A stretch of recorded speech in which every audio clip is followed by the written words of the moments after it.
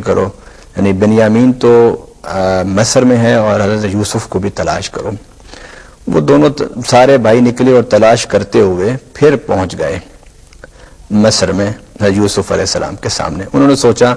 کہ پہلے ہم اپنی مجبوری بتائیں گے کہ ہمارے ہاں جو ہے وہ بڑا قحط ہے اور کھانے کو کچھ نہیں، اگر بعد عزیز مصر حضرت یوسف علیہ السلام اس وقت عزیز مصر بن چکے تھے، اگر انہوں نے اس بات پر کچھ ہمارے ساتھ پیار محبت اور رحم والا معاملہ کیا تو پھر ہم انہیں کہیں گے کہ آپ حضرت بنیامین کو چھوڑ دیں، ہمارے بھائی کو، اس کو چھوڑ دیں، اس کو معاف کر دیں۔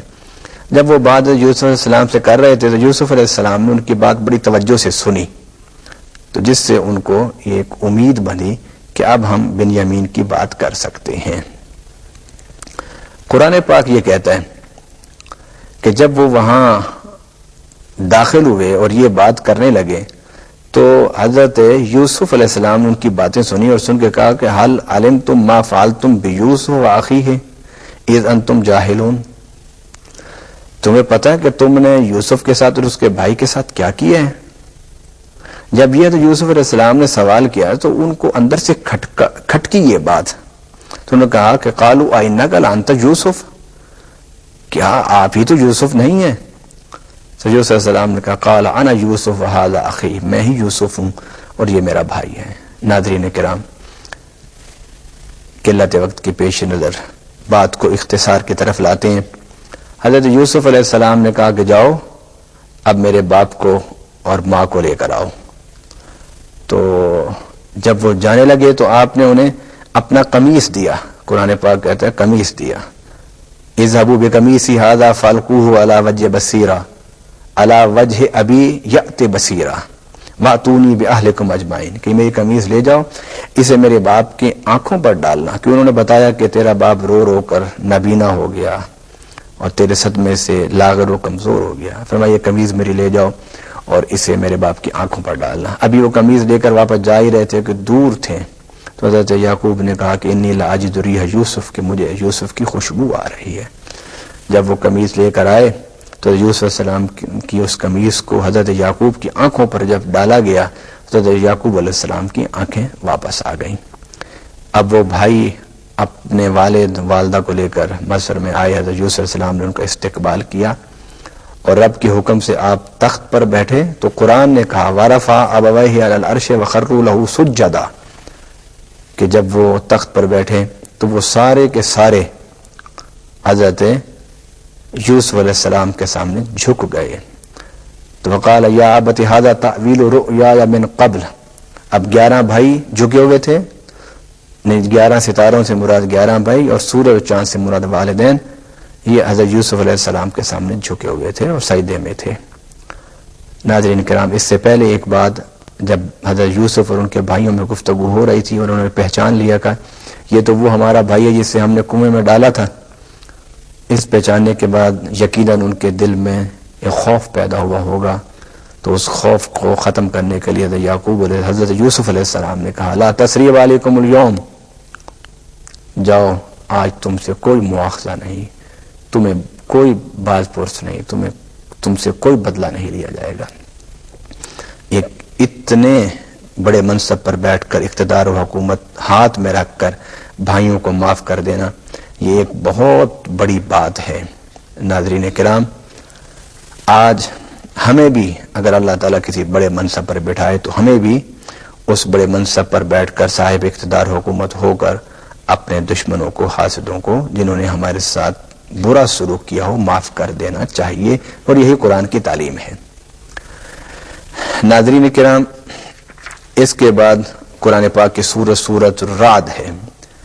اس میں اللہ تعالیٰ نے زمین، آسمان، سورج، چاند، اس کے حوالے سے گفتگو فرمائی اور اللہ کی توحید کی دعوت دی، کیونکہ یہ سورت مکی ہے اور مکی صورتوں میں زیادہ تر اعتقادات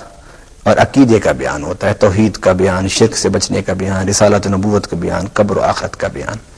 اس میں ایک بڑی اہم بات کی گئی، فرمایا فَأَمَّا الزَّابَدُ فَيَذْهَبُ جُفَاءً وَأَمَّا مَا يَنفَعُ النَّاسَ فَيَمْكُثُ فِي الْأَرْضِ، کہ آسمان سے پانی برستا ہے، وادیاں بہتی ہیں، نالے بھر جاتے ہیں، جب پانی برستا ہے تو پانی آسمان سے زمین پر اکٹھا ہوتا ہے تو اس پر جھاگ ہو جاتی ہے، تو جھاگ جب زیادہ ہوتی ہے پانی بھی ہوتا ہے، آہستہ آہستہ جھاگ جو ہے ہوا اس کو اڑا کے لے جاتی ہے، پانی بچ جاتا ہے۔ فرمایا یہ کہ جھاگ میں کیونکہ انسانیت کا فائدہ نہیں، اس لیے وہ جلدی ختم ہو جاتی ہے، اور پانی انسانیت کے لیے مفید ہوتا ہے، اس لیے وہ زمین پر بھاگ کے رہ جاتا ہے۔ گویا فرمایا کہ زمین پر وہی دستور، وہی نظام، وہی آئین، وہی اسلوب، وہی فکر، وہی سوچ باقی رہے گی جس میں انسانیت کی منفعت ہوگی۔ ناظرین کرام، اس کے بعد اللہ رب العالمین نے اسی صورت میں فرمایا کہ کیا یہ بتاؤ کہ حضرت محمد رسول اللہ صلی اللہ علیہ وسلم سے پہلے جو نبی اور رسول آئے تھے وہ فرشتے تھے؟ جو تم اعتراض کرتے ہو کہ یہ تو کھاتے بھی ہیں، پیتے بھی ہیں، شادی بھی کی ہے، انہوں نے بچے بھی ہیں ان کے، اس بات کو بیان کرتے ہوئے فرمایا وَلَقَدْ أَرْسَلْنَا رُسُلًا مِّن قَبْلِكَ وَجَعَلْنَا لَهُمْ أَزْوَاجًا وَذُرِّيَّةً، کہ بے شک ہم نے اے نبی صلی اللہ علیہ وسلم آپ سے پہلے جو رسول بھیجے تھے ان کے لیے بھی ازواج بھی تھیں اور ذریات بھی تھیں۔ گویا یہ نبوت کے منافی چیز تو نہیں ہے کہ وہ شادی کرے اور بچے ہوں اس کے اور وہ کاروبار کرے، جتنے بھی رسول آئے ہیں وہ سب ان صفات سے متصف تھے۔ فرمایا کہ جب ہم نے انسانوں کی ہدایت کے لیے کسی کو بھیجنا ہے تو انسان ہی کو اس کا ہادی بنا کے بھیجیں گے نا، فرشتے تو نہیں بھیج سکتے ہم ہدایت کے لیے، نہ فرشتوں سے انسان ہدایت حاصل کر سکتا ہے، کیونکہ فرشتے اور انسان میں کوئی مناسبت نہیں ہے، اور اگر ہدایت حاصل کرنی ہے تو اس کے لیے ہادی میں اور جس نے ہدایت حاصل کرنی ہے اس میں باہمی مشارکت، مشابہت اور مناسبت ہونا ضروری ہوتا ہے۔ ناظرین کرام، اس 13ویں پارہ میں سورۃ الابراہیم کا آغاز بھی ہوتا ہے۔ اس میں رب العالمین نے فرمایا کتاب انزلناہ الیک لتخرج الناس من الظلمات الی النور،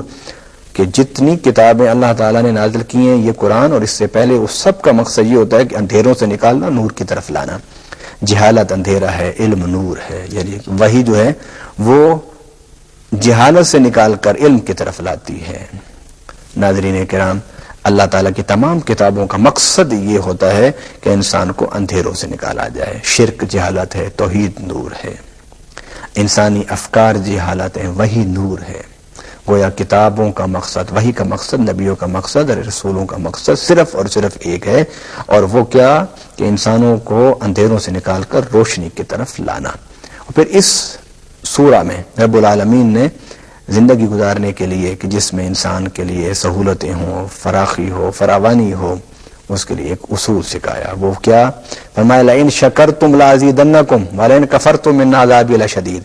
اگر تم میرا شکر کرو گے تو لازیدنکم، تمہیں ضرور تمہیں